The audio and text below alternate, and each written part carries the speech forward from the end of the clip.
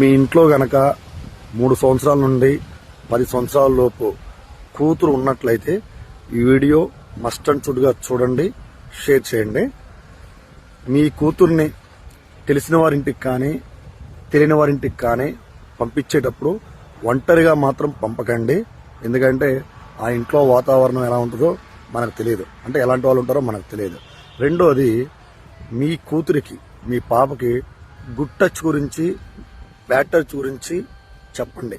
ఎవరైనా తనని అసభ్యంగా తాగితే, అవాంఛనీయంగా తాగితే మాత్రం ఖచ్చితంగా మీకు చెప్పేలా చెప్పండి.